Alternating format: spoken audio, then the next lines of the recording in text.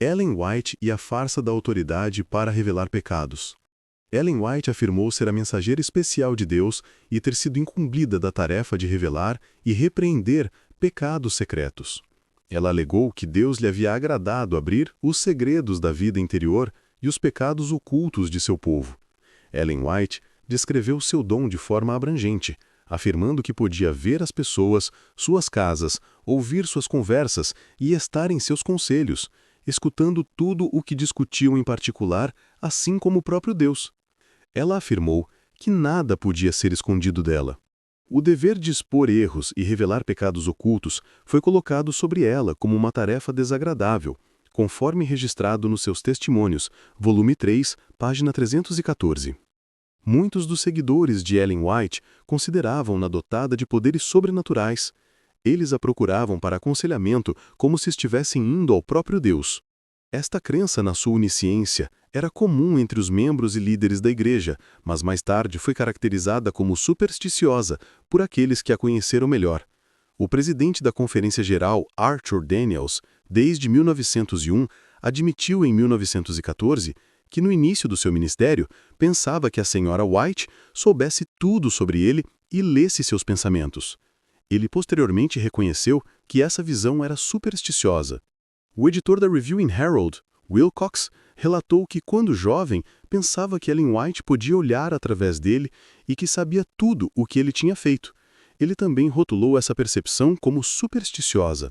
O ancião de Washington, Charles Schaeffer, por vários anos, declarou em 1915 que sempre considerou Ellen White como a profeta do Senhor, e que todas as coisas estavam tão abertas diante de seus olhos, vendo-as tão claramente como ele podia ver uma casa através de uma janela de vidro. Contudo, ele mais tarde descobriu que esta não era a realidade, e que ela obteve informações de outras pessoas. As afirmações de Ellen White eram inicialmente apoiadas por alguns líderes como Uriah Smith, que, em 1868, afirmou que as visões dela expuseram a iniquidade escondida, trouxeram à luz os erros ocultos e revelaram os maus motivos dos falsos. No entanto, o próprio Smith veio a duvidar dessas afirmações, escrevendo em 22 de março de 1883, sobre sua descrença nos testemunhos de Ellen White. Existe uma abundância de provas para refutar esta afirmação de revelação divina. Muitos fatos simples na vida de Ellen White contradizem seu suposto dom.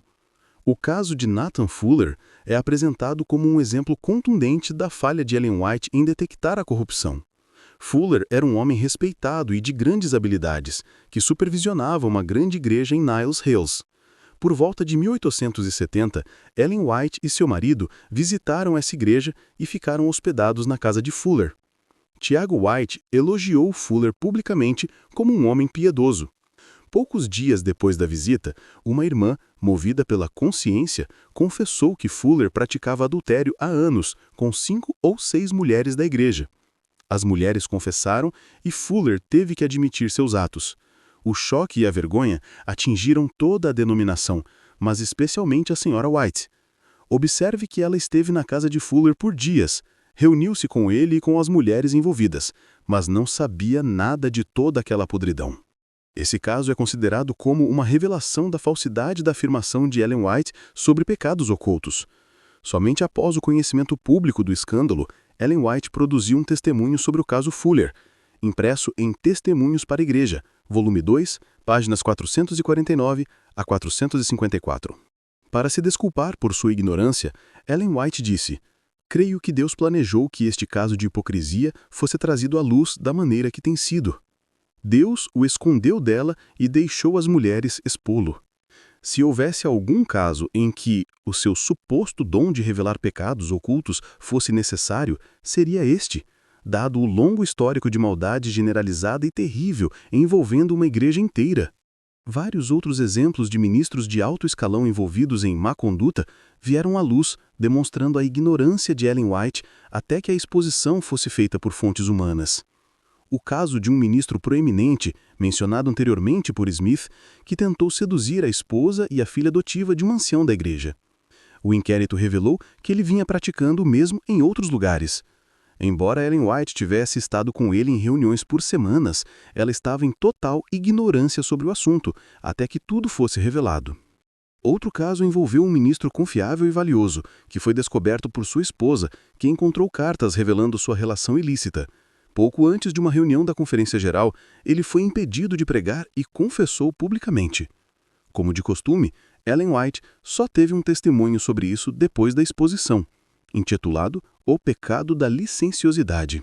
Vários anos antes da morte de Ellen White, tantos casos de imoralidade foram descobertos em uma de suas principais editoras que a instituição começou a desacreditar na comunidade. Uma investigação levou à demissão de vários funcionários por má conduta, incluindo alguns dos mais fiéis. No entanto, Ellen White, a profeta, não sabia nada sobre essa deplorável condição. Esses casos, como muitos outros, destruíram a confiança nas alegações de Ellen White de revelações divinas, e conclui que a afirmação de que Deus a havia incumbido de revelar os pecados ocultos na igreja era infundada, e que, como reveladora de pecados secretos, ela era um completo fracasso. Sugere que ela confundiu seu chamado e assumiu responsabilidade que não lhe pertencia. Ellen White é comparada aos profetas do oráculo de Delfos na Grécia Antiga. Ela, silenciosa e diligentemente, colheu informações de muitas fontes e baseou muitos de seus testemunhos nisso, representando-os como revelações diretas de Deus. No entanto, à medida que a verdadeira fonte de sua informação, humana, veio à luz, seu dom caiu em descrédito.